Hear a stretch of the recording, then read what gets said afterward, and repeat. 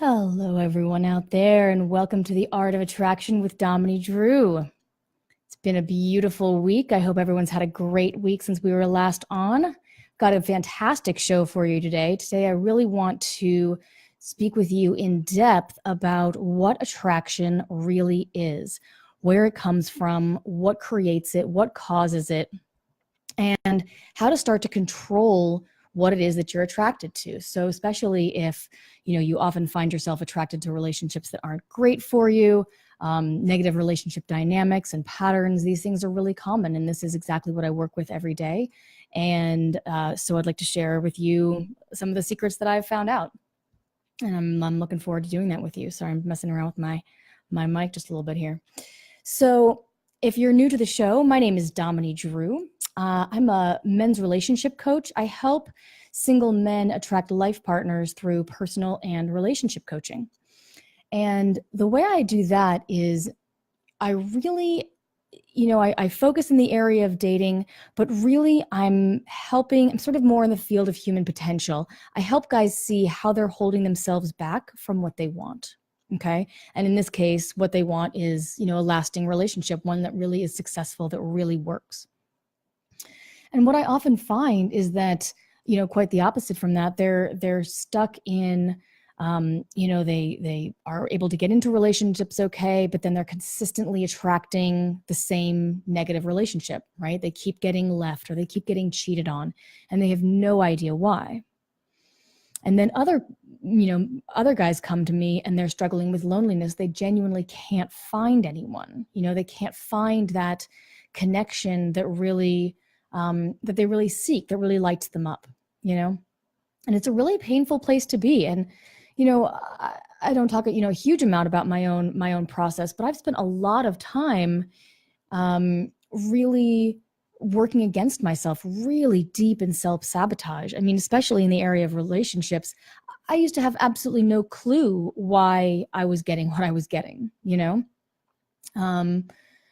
for me, I would attract relationships that, I don't know, I would get bored in, or just weren't fulfilling. They weren't what I wanted. And I could never figure out what the problem was. And I really remember the frustration of that.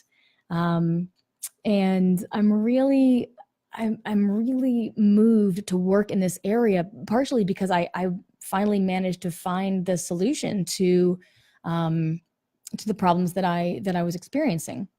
So, what I ended up discovering through about 15 years of very intensive personal development work is that there was something going on within me that was causing these relationships, that was creating this pattern, and so, it was really quite fascinating. Even when I just started this work from the very beginning, I was fascinated and I knew that I wanted to do this as work. So for me, being able to, help guys see how they're holding themselves back from what they want, to help people kind of solve these little mysteries, not little, and sometimes they can be really big mysteries, that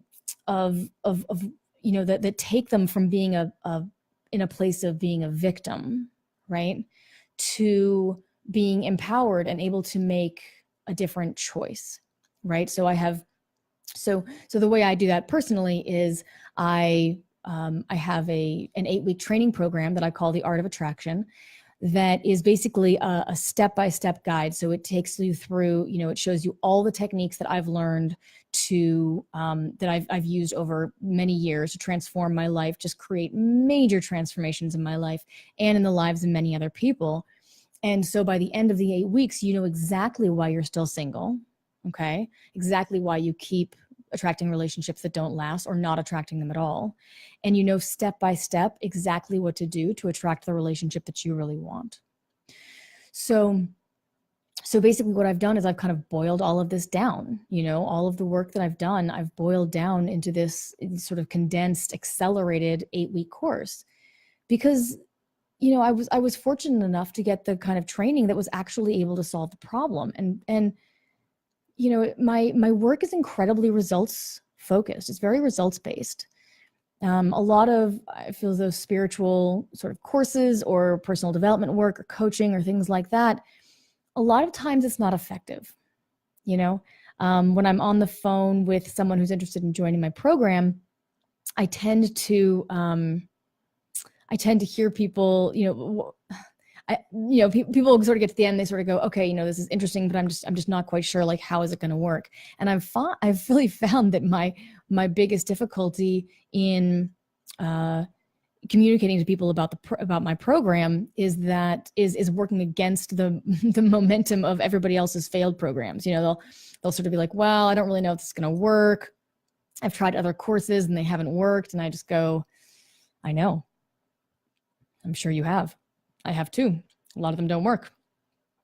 I've spent $10,000 on a coaching program that didn't work, which is, that was not so good. But it's true. These things they're very expensive, and they're very, they'll sort of make you feel better or give you some techniques, but there's no, let's say, accountability, So in my program, there's some part of the program lives online, and then you speak to me twice a week. Like every single week you're on the phone with me. And so there's no not getting the results. And I think that's really important, because when you've been lonely for a long time and you've been frustrated for a long time, what you want is to get out of that place of pain. What you want is to attract the relationship that you want. You don't want to, some people are like, oh, I want to better myself for the sake of bettering yourself. But I didn't want to do that. I wanted to better myself because I wanted my problems to go away. And I kept at that shit until they did, because it was that important to me.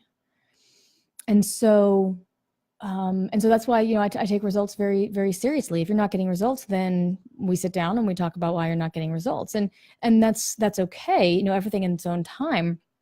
But, I want people to know that there's a solution out there, even when it looks like, there's no hope anymore. Even when it looks like it's going to be like this forever. I want to take a minute and just say, I used to feel that way too. I actually spent a long time thinking that my life was just going to be incredibly difficult for all of it, for forever. And I remember the despair and the isolation that I was experiencing in those times.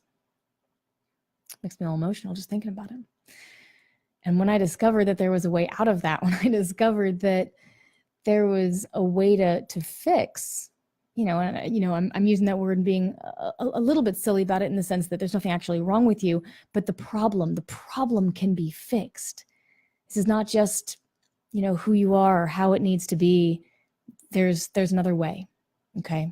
And it may be tricky to find, but if you're listening to this, you're way more ahead than a lot of people, because you've found a source where you can get help.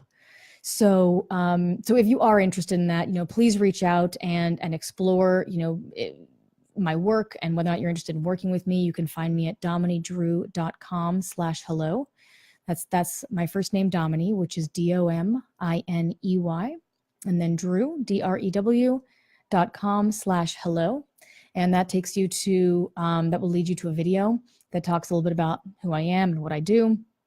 And if that resonates with you and you're interested, then it gives you a chance to sign up for a call and get on the phone with me. And that can be really powerful. Even people who decide that, who I decide aren't a good fit, or we decide not to work together, I have rave reviews about the results that people get just from that phone call, just for that one free phone call. So it's really worth doing. And I really recommend that you reach out if that's speaking to you.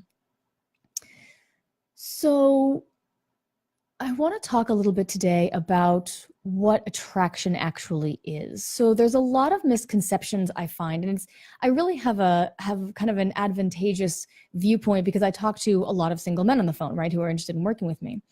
And in those calls, I hear a lot, right? I hear a lot about what people think their problem is versus what people's problem actually is.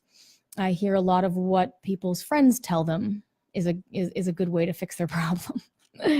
That leads to some interesting stories. I hear a lot about why people think they're still single. And this is all very informative, and it's really accelerated even more my study of the world of attraction. So attraction is different, for example, than physical beauty. So I'll have a lot of people say, I have a little survey that people fill out before they get on the phone with me, and it just says, what do you think is the one thing keeping you single, right? Take a minute right now and just ask yourself that same question. If you had to pick one thing that might be why you're still single, what do you think that would be? And just notice the answer. And then whatever answer comes, it's fine, trust it, go with it. I'd like you to notice if that answer had something to do exclusively with you or with someone else.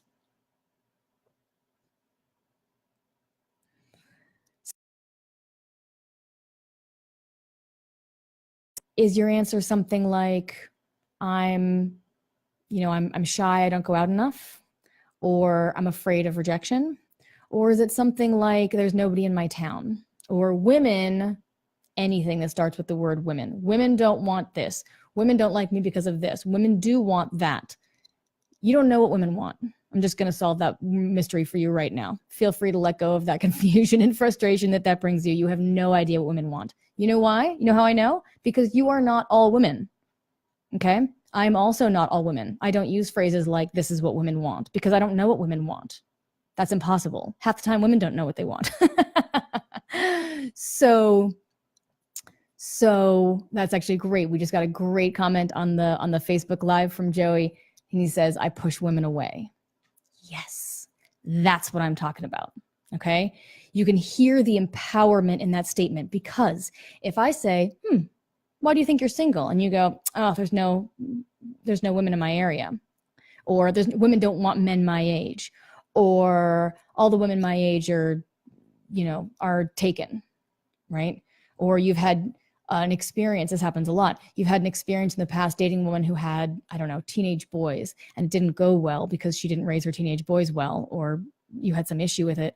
And so then you decide that you never want to date any women with teenage boys or teenage kids. And so I'll have guys get on the phone and say, well, I'm not going to date anyone with women, any women with children, because I had this bad experience. Really? So you're single, you're unhappy that you're single, you want to meet someone, and you're already creating rules for huge portions of the population who don't fit. Like you know what I mean? It's like being hungry and then being offered cake and being like, oh no, I'm not into cake, or I'm trying not to eat sugar. It's like, are you starving? You're starving. So it's not that you should, date anyone if you're lonely. That's not what I'm going with. What I'm trying to say is that what we do is we kind of make these little rules to protect ourselves, right? So I had a bad experience with a woman who had teenage boys. Oh, that was really painful. Okay, that's a true statement about that situation. That was painful. It doesn't mean that every woman who has teenage boys is going to be the same experience, right? So you want to kind of start to recognize those things, okay? And that's what I'm saying. When you ask yourself why you're single, Joey gave a great response here. I push women away. What I love about that, obviously, isn't that he pushes women away. It's that it's an empowered statement, okay? There's something he can do about that. It's about him, okay? The extent to which you are unwilling or unable to take responsibility for your own life and your own action is the extent to which you will become a victim in your life, a victim of your life. The extent to which you're willing to take responsibility, to own your shit. Yeah, life has happened to me, and you know what? It's been fucking rough. But you know what? I'm still here. Okay, now we got a conversation. Let's work through that pain. Let's feel that, let's move through that so that it's actually gone. And then, let's work on the next thing. But if you're, women just don't want, well, then you're a victim. You can't do anything about that. How are you going to fix what women want? Right? How are you going to fix how attractive you are, or how pretty you think you are?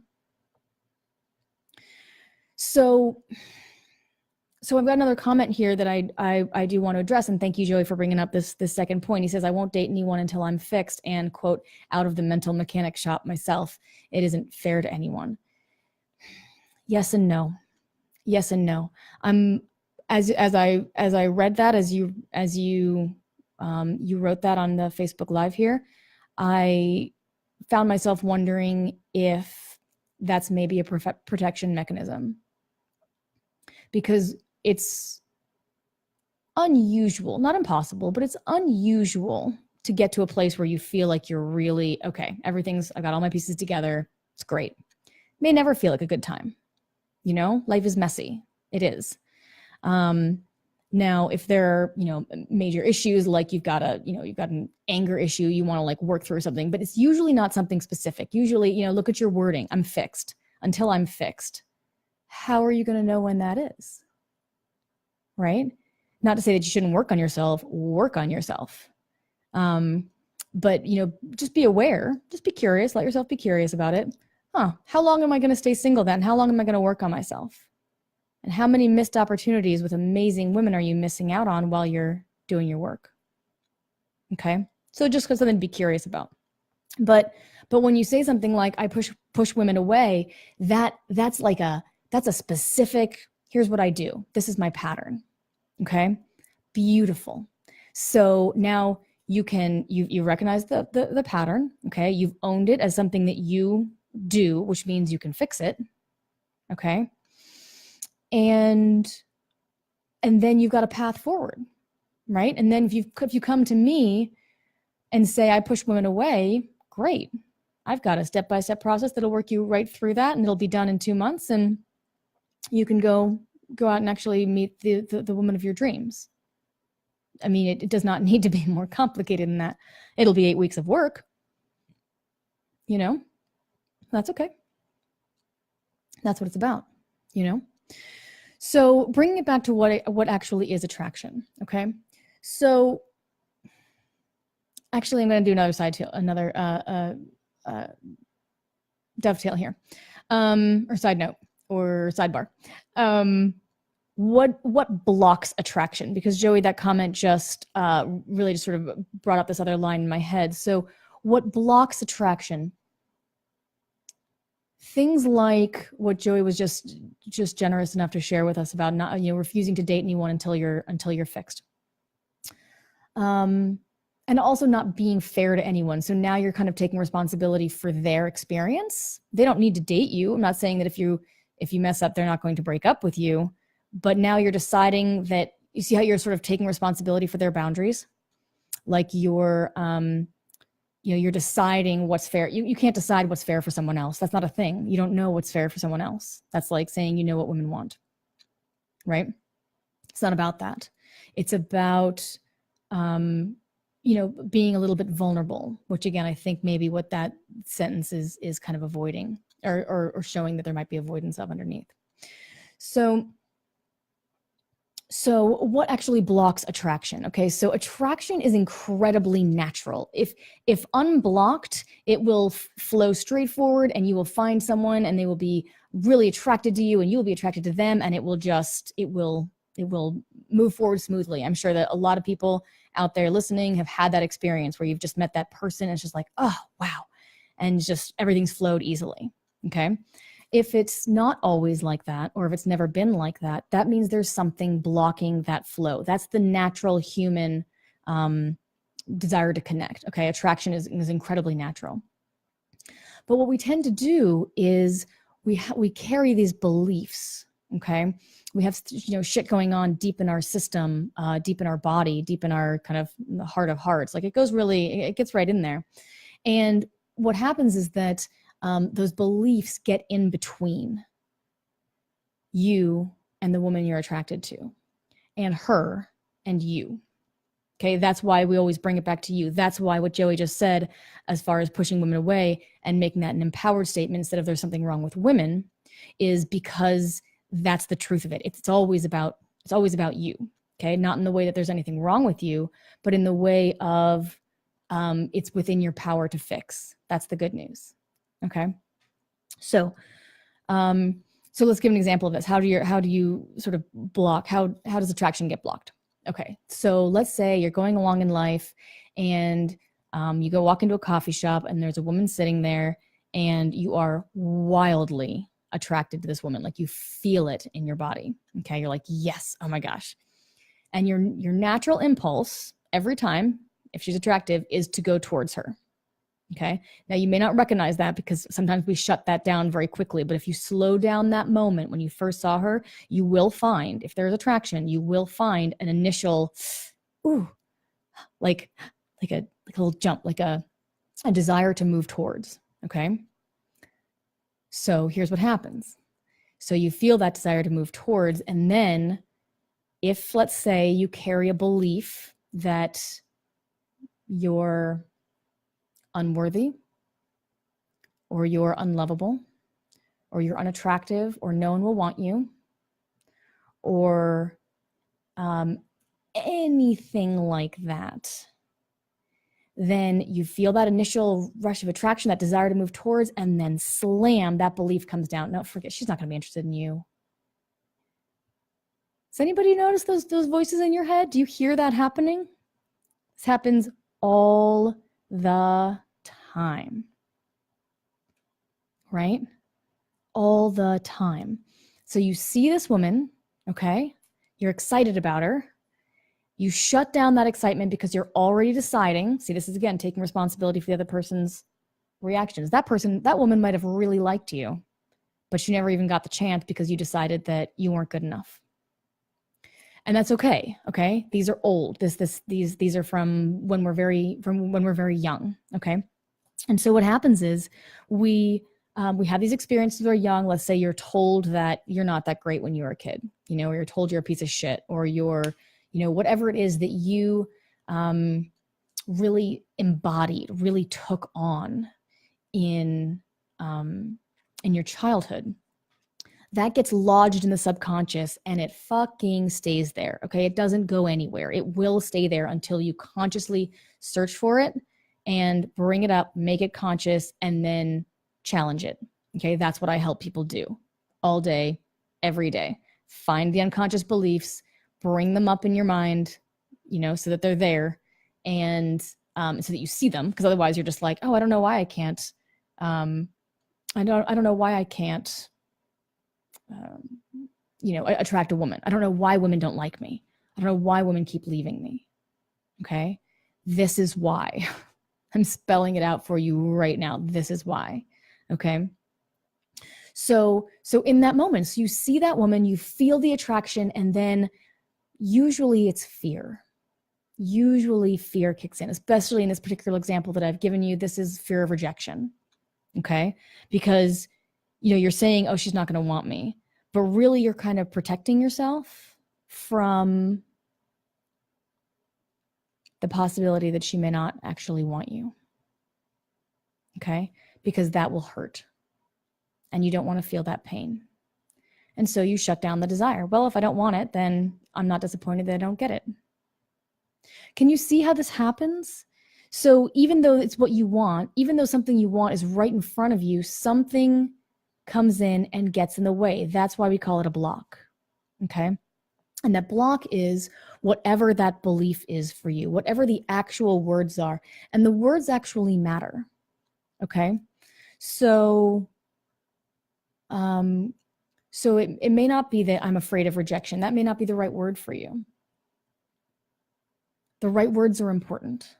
Okay. It may feel like, no, nobody wants me, or women don't want me, or I'm unattractive, or I'm undesirable. Okay. And these are the underlying layers, right? So on top of that, it's, I don't know why I can't meet anyone.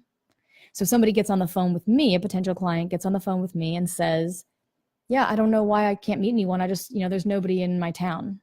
There's nobody, I can't find anyone. I go, oh, okay, where do you live? And they go, I don't know, Cincinnati. Okay, well, there are definitely women in Cincinnati. I mean, I haven't been there like today, but I don't think they all left in an exodus. Okay, there's millions of people in Cincinnati. Okay, I've had people call me from Brooklyn and from San Francisco and cities all over the place, and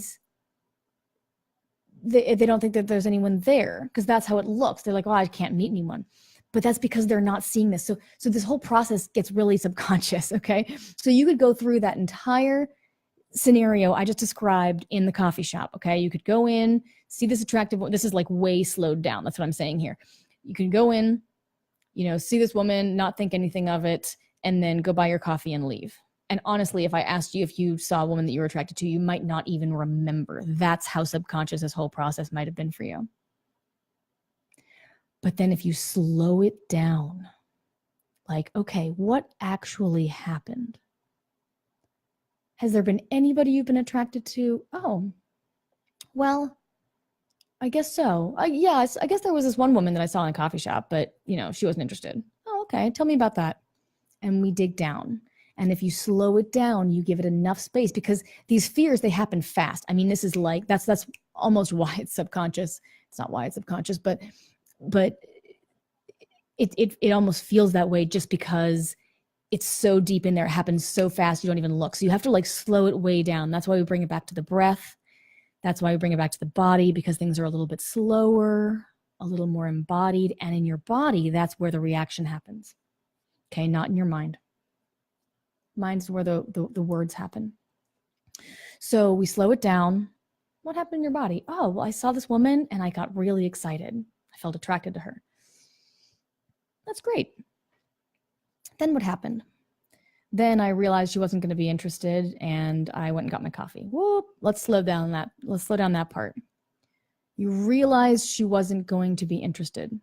How do you know she wasn't going to be interested? Oh, well, she glanced at me and looked down again. Oh, do you know that she saw you? Well, no. Do you see how this all, and it all kind of, because what's really happening is that you walked into that coffee shop with an underlying belief, a majorly deep, destructive, powerful fucking underlying belief that says to you whatever your words are. Let's say it's nobody wants me. Okay? And you saw that woman, felt the attraction, and then shut it down because nobody wants you, proved yourself right, and then got a coffee. So you can see how all of this happens, and it really gets all mushed together. And then you go, see, I'm right. See, nobody wants me. She wasn't interested. You just decided that. You just made that happen. Is that making sense? So you're really, in a way, you're crafting your life experience, which is, again, really good news because that means you can craft it differently. Okay. Same thing that happens in the, so we got a question here on Facebook Live from Alex. Hi, Alex. On how to overcome becoming in the friend zone. Same thing again. What is the friend zone? The friend zone is a negative relationship pattern, if that's not what you want, right? So the friend zone is another thing. It's the same thing as being cheated on every time. It's the same thing as being left every time. It's the same thing as getting bored every time. It's just a different relationship pattern, right?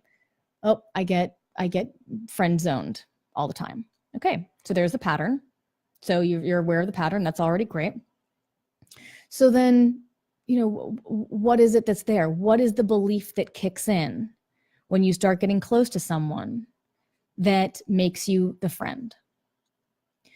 And so what you're doing, and we'll talk about this before the end of the episode here, is you're looking deep within, you're looking for the pattern, first of all. First things first, look at your entire dating life and find the patterns. Look for similarities, not differences. Just because one was a blonde and one was a brunette does not mean it's a different situation. Obviously, they're with different people. Look for the commonalities, okay? Look for the places where it's the same so that you can find the pattern, okay? Because this is going to follow you and this is going to keep following you. Like, there's nothing that's going to change if you don't change something. Like, spoiler alert, that is true. So if you're getting stuck in the friend zone, great. What is it that's holding you there? So find the pattern, okay?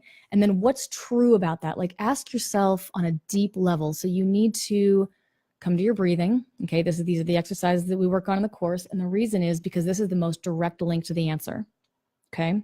I can give you some tips and tricks and things to say to women to move them from the friend zone to the relationship. But the fact of the matter is that's not going to work because as long as you believe that women only want you as a friend, or that you are not desirable, or that you are not a sexual being, or whatever it is that is your underlying belief, until you address that, no tips and tricks are going to work.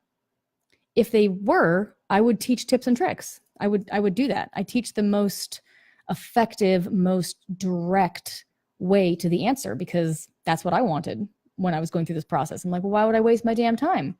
What's happening here? Let's do this. Let's get there. Let's solve the problem. I want to be happy. It's time to be happy. Why are we not? What else is there to do other than fix this? That's how I see the world anyway. Like, what else is there to do with your life, with your time, other than, work through issues that are holding you back in life, because if you just exist within them, then you never really get anywhere.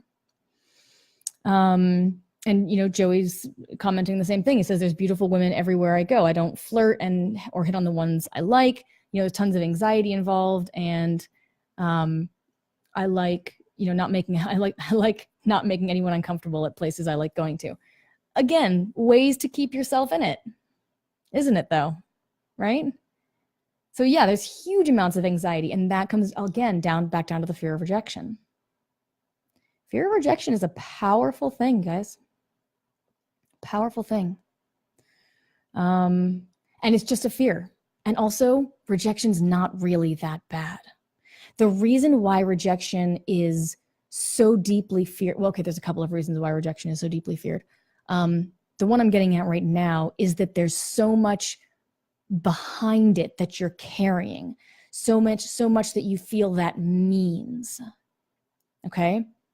I get rejected all the time. All the time. That happens.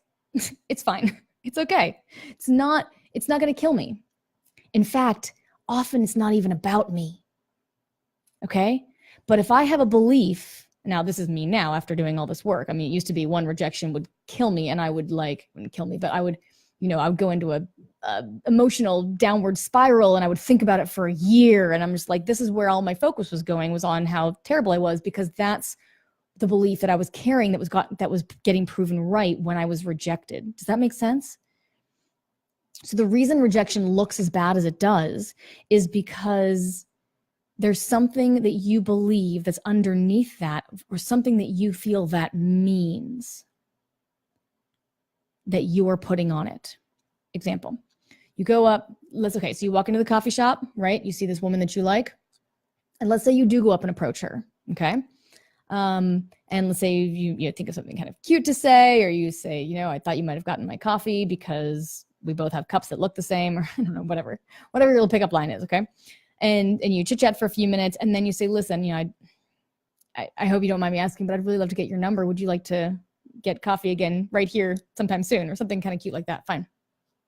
And then let's say she goes, oh, I'd really like to, but I'm seeing someone.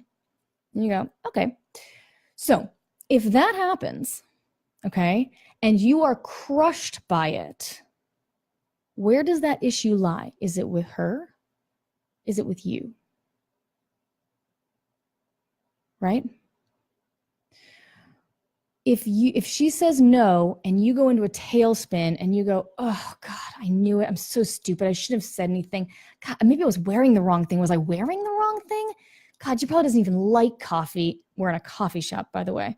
She probably doesn't even like coffee. There's no way. That probably sounded really stupid. She's right. I can't even believe I asked her. All of this shit is going on, and none of it has to do with the actual situation. I literally had a client who has struggled with something very similar to this get on our call the other day and say that he'd had experience like this where he'd gone up and he'd interacted with some woman and they'd gotten along pretty well, but then it turned out that she hadn't been interested. And he spent the next few days, going over it in his head. And he even said, he went, yeah, sometimes I just thought maybe if I'd worn these different jeans, like maybe I was dressed wrong. And, the interaction had gone really well. And I was like, yeah, boy, you really would have gotten a girlfriend in that moment if you'd worn different jeans. And that's how it looks. I mean, and it's funny, when I even said it, I assumed he was already hearing himself, but he wasn't, right? He was literally like, oh, yeah, I guess that doesn't make any sense. But it sounds in our head like that makes sense. Like, God, you're such an idiot. You should have worn different jeans. And that's just an excuse. What's really happening is you're what's going on inside is that you're hearing that you're an idiot. Okay? Because that's the underlying belief. So it doesn't matter. So if she had said yes, you would have found something else wrong with the situation. Or, if you're carrying around I'm an idiot in your head all the time, whether consciously or not, that's how people treat you. That's what you're telling them. I mean, you're literally telling them every day, every moment. You're telling yourself, and then you're exuding that to the world. And the world, spoiler alert, kids, can feel it. Of course it can. The world's not an idiot. Well, comes and goes. But the point is that they know what's going on. The world knows what's going on. This whole game is about you. Okay? That's another reason why I feel there's nothing really else to do in the world but fix this shit. So you're in the coffee shop. If you decide that you're going to get rejected, that increases your chances of getting rejected because you're feeling rejected all the time.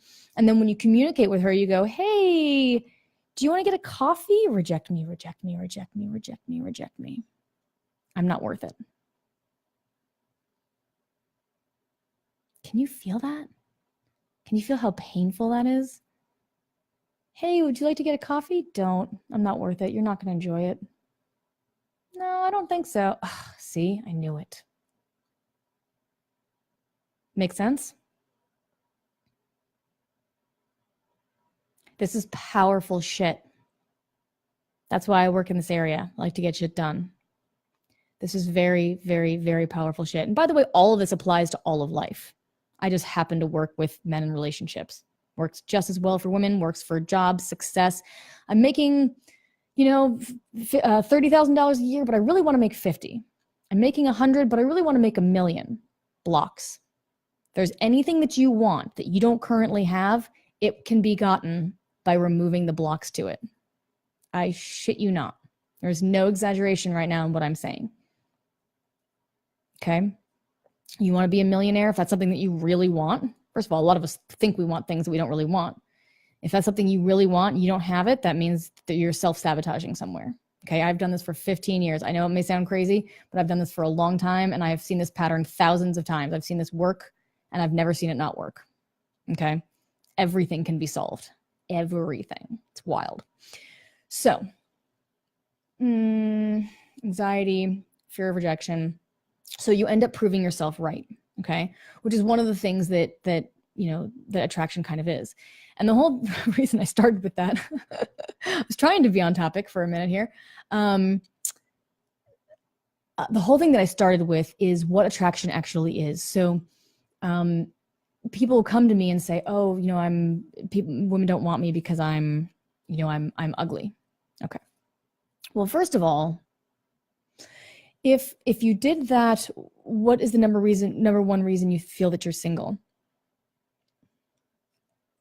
Exercise that we did a few minutes ago. If you did that exercise and you came up with something really with anything other than, because I am, or because I'm doing something, or there's something about, that some way that I'm holding myself back, then that's where that victim mode comes in, right? Then you're attributing it to something else. It's about you, but not because you're not great. It's about where you block yourself. Okay? By the logic that nobody wants me because I'm not beautiful, that would mean that no ugly people are in happy relationships. Like not one. That would mean they're either all single or they're all in terrible relationships that are unhappy. Neither of which is anything close to true. I have guys come to me and say, oh, it's because I'm disabled. I'm in a wheelchair. I know people that are in wheelchairs and have MS and can barely walk and have sex lives that most people would fucking kill for. Not a reason. What else you got? Okay, no matter what you think it is, what you think it looks like, that's not it. Okay? You're just holding yourself back from what you want. whether afraid of getting it or afraid of not getting it, there's a fear, okay? And you prove yourself right, and you miss out, okay? So again, by that logic, only beautiful people would be in relationships. So that's obviously not the case, right? So it's probably not how you look. What these people are doing, though, I mean, it's an understandable thing to say. They feel undesirable. They may not be, model beautiful, and so they feel that that's what's holding them back. If only I were prettier, women would like me more.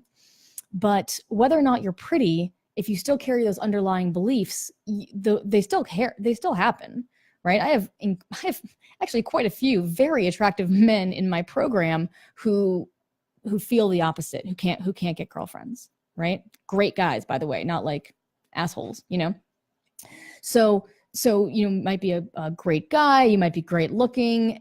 It doesn't matter. It has nothing to do with that. Not that there isn't overlap. If you're attractive, you might get more chances, but there's no correlation that leads you to that happy relationship, because it's about what's going on inside. But what those people are doing when I say, why do you think you might be single? And they say, because I'm ugly, is they're mixing up being beautiful with being attractive. Okay. Attraction and beauty are two different things. And we talk about that on this show. We've gone over that several times before. Beauty is something that's aesthetically appealing. Okay. They will want you on a magazine cover and people might buy the magazine. It's that kind of attraction. But it's different when there's a real pull, like a lot of the people that I find myself attracted to, it's not really their face and it's not really their body. It's something within. It's like this magnetism, and I'm just drawn to it. If they're powerful and they're empowered, they love themselves. Really, it comes down to that. Okay. Loving yourself is what it comes down to when I go up to someone and I say, hey, would you like to go out on a date? And they say no. I still love myself.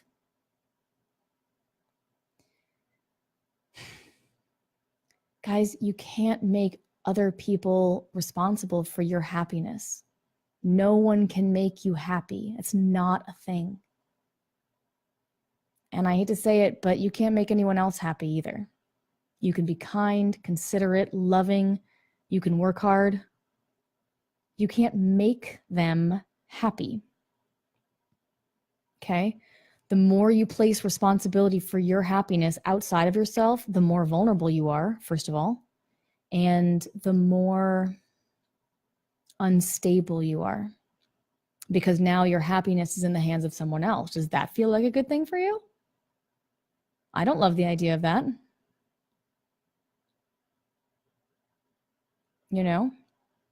It has to be from within. And I know there's lots of things saying out there, yada, yada, yada. It's literally true. Okay. It's what allows me to be rejected and not take it personally. Okay. You not understood? Okay. That's cool. I'm not for everybody. I still love myself. Okay. I ran into this woman in the gym a couple of days ago, and this African-American woman, and she was quite heavy. Probably, I don't know, I don't really know anything about weight, but maybe like, 250 pounds, something like that. And we had this quite kind of brief exchange, and she smiled and I can't remember, made some joke, and we chit-chatted back and forth for just maybe 15, 20 seconds. And I was wildly attracted to her. And I just had so I went up to her and I was just like, listen, I'm so sorry if this is rude, but I just have to tell you, you are a very attractive woman. Very attractive woman.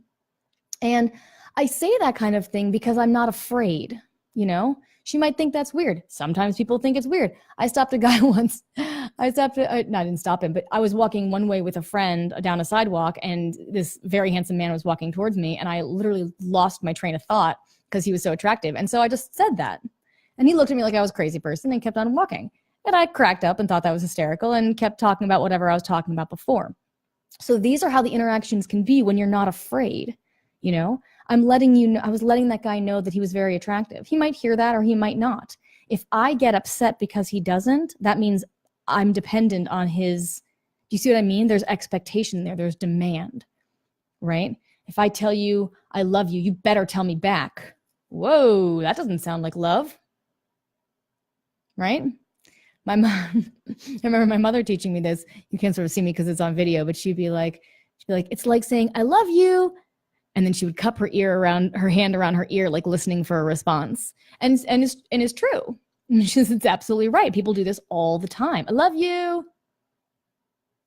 Expected silence, right? And if they don't say something, you go, don't you love me? Well, I didn't say that. Were you informing me of something, or were you asking me a question? Right? So if I'm going down the street and I told this guy he was attractive and he thought I was, who knows what he thought, but he made a face that I kind of interpreted as, oh God, what's her deal? Okay, that's fine. And maybe that's what he really thought, or maybe not. I don't know. The difference is I'm not going to pretend that I know. Okay? He might be into it. He might not. I wasn't propositioning him. I was just telling him he was pretty. The woman at the gym had a really positive response. She was like, wow, thank you. Maybe I made that woman's day. Maybe not. But it was true for me, and I decided to share in that truth. And you can see how in all of these different experiences, I'm okay either way. I'm gonna take care of my happiness, and then I'm gonna communicate to you when I feel something, and then hopefully you take that well. That would be nice. We could have a nice moment of connection. And if that's not where you are, then okay. Is that making sense? There's imagine being in the dating world and not feeling so vulnerable. Imagine being in the dating world and not having that anxiety and fear of rejection. Imagine being in the dating world and being okay either way. Going up to an attractive woman with no fear and being fine. I'm interested in you. Are you interested in me? No? Okay. Have a great night and go find someone else that might interest you. Because the fact of the matter is that rejection is a part of life, okay? Pain is a part of life. Loss is a part of life. Grief, right? Life hurts sometimes. That's just about a guarantee. Okay. Can you feel that pain without being afraid of it? Like, oh, that rejection hurt. Jeez, why did that hurt so much? I don't know. It's like she didn't want me. It's so painful that she didn't want me. You know who else didn't want me? My mom. Or whatever. That was a very sort of brief look, process digging down. But that's basically what it is. So what I was saying earlier about all these things that you carry, that you put on top of it, it's like, it's not just a rejection like that guy's, that woman's not interested in you. It's like, see, no one wants me, just like my mother. Whoa, hold on, hold the goddamn phone. We were just dancing in a club having fun, and now you're putting a lifetime's worth of rejection onto this cute girl you met at the bar. So do you see why there's that vulnerability? Why there's that insecurity? Because you are insecure. There's literally a lack of security because you're not grounded in yourself. You're not okay either way. You have to have her say yes in order to make you happy. It's not going to work. Then now you're in desperation and anxiety, and you need her in order to make you happy. All of that communicates whether you're in a club with thumping music or a quiet coffee shop. Okay? There's no amount of music that can drown that out because it's felt. She may not even know why she doesn't like you, but she will feel it and she will react. So know that. It's important. This is why you keep getting rejected. Okay? If rejection is your thing, this is it. All right? So on a practical level, when you're in that club and you're and you're speaking to a woman and you get rejected, if that brings up deep emotions, go away and process those deep emotions. Feel the feelings. That is step one. of working your way through this. Because the whole reason that you have that lifetime of rejection built up is because you never actually let yourself feel the pain of the actual trauma. So in this case, that's, let's say, your mom rejecting you or your mom not wanting you. Okay. So you never let yourself feel that because it's too painful. Honestly, it's usually too painful when we're kids. That's why the traumas happen when we're young. Because we can't tolerate, now if you get rejected, like you feel badly and you feel sad and maybe it makes you jaded, but those are all like deal withable things.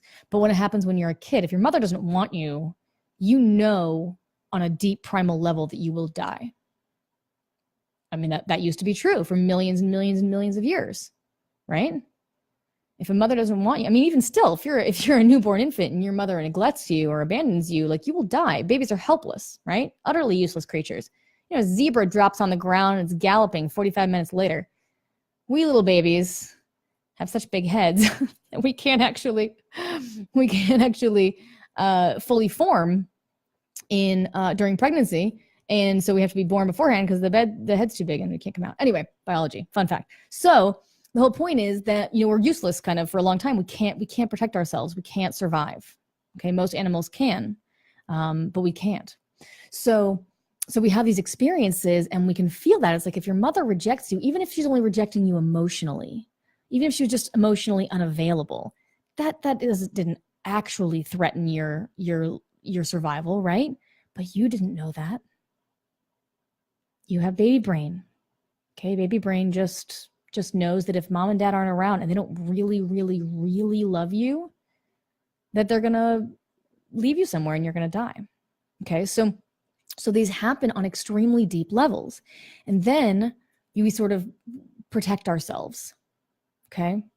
We sort of go, okay, well, if nobody wants me, then, I don't want them either. And you'd rather not want anyone than risk being rejected. Right. Or we sort of, and that's a little bit of what Joey was putting out earlier. I'd rather not, I push women away, because if you let them in and they reject you, that hurts. So I'll push them away first. Temporarily, it feels better. Yes. You can go your entire lifetime doing that with no problem. Many lifetimes, really. But it won't solve the problem. It won't attract women to you. That's why I work in this area, because there's no getting around it, And there's also no contradicting it. So a lot of times, a guy will come on, we'll do our coaching thing, and they'll say something like, and I know I'm worthless, or I'm not worthy of this love. I won't tell them that they are. First of all, it's not my business, what it is that you believe, but I'll point out that you believe that. I'm not going to contradict you because you're not going to believe me. If you go, I'm ugly, and I go, no, sweetie. Do you like how condescending my tone gets as soon as I start doing that? This is another reason why I don't do this. No, sweetie, you are pretty. You are. Has anyone here ever dated an insecure woman? Have you ever spent time around one of those women who's so insecure? And this used to be me, so I do not say this with judgment. I mean, maybe I do a little bit just because I had a really hard time with myself when I was like that. Who decide that they don't look good no matter what you say. Is this sounding familiar? I know this is sounding familiar. So it doesn't matter how much you tell her she's pretty. You can tell her she's pretty till you're blue in the face. For the rest of you can marry her and tell her that she is pretty for the rest of your life. It doesn't matter. She doesn't hear you. She's already decided that she's not. And until she decides that she's ready to re-examine her self-image, she's going to keep believing what she believes. Period. Everyone is. Everyone is. Is that making sense? That's why what's going on in your system is more powerful than what's going on outside of it. That's why it doesn't matter how beautiful you are. That's why it doesn't matter how successful you are. you know? It's not about that. It's about how you see yourself and what you're willing to open yourself to and what you're not. Okay? These beliefs are on a survival level. Okay? If she believes that she's ugly, that won't be the bottom belief, right? It'll be something like, I'm not good enough, or yeah, that one's probably I'm not good enough. Is a popular one with women. Well, with everyone really. And so if I'm not good enough, it doesn't matter how good you tell me I am. I've already decided that I'm not good enough. So what needs to happen is she needs to see that. That's why I spend my time reflecting and not contradicting. This is your experience of yourself, right? What's your experience of yourself? Who are you? Who do you think you are? I had a wonderful teacher at I went through two very intensive different 4-year schools. And I had a teacher at one, and I remember her saying, there are 3 yous. There's the you people think you are. There's the you think you are. And then there's the you really are. So here's a little hack for you guys, a little exercise to do, okay, to help find these things out. One of them is called mind mapping, okay? In mind mapping, you take a blank sheet of paper and you write your name in the middle, okay? Or you can write I am, whichever. And you draw a circle around it. And then you draw lines going out from the circle, okay? And you take a minute, take maybe 10 deep breaths, and then just write the first thing that comes to your mind. It's really important not to filter it, and look and see who you think you are. Okay? And some things might be positive, some things might be negative, but this is showing you what you are putting out. The magic of this exercise is that it accesses the subconscious. Okay? It accesses that part of that you believe, not think. Thoughts are different than beliefs. It accesses the part of you that is more powerful, that really knows, quote unquote, thinks it knows the truth. I'm not that great. I'm disappointing.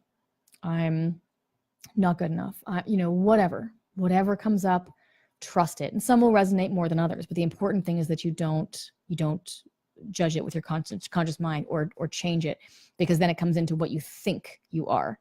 This is what you know you are on a deep level, okay? The beliefs versus thoughts. So that's all the time we have for today. So I'm going to go ahead and wrap up here, but thank you so much, everyone, for joining me this week. I really appreciate it. And if you're interested in finding out more, you can find me on Facebook at Dominey Drew Coaching, or just go straight to my website, which is domineydrew.com/hello. And you can see a little video about, me talking about who I am and what I do. And you can go ahead and schedule an appointment and get on the phone with me, and we can see if I can help you through this stuff. I'll go ahead and post that link on this Facebook Live on my business page, and you can access it there. Thank you so much for joining me this week, you guys. Talk to you soon. Bye-bye.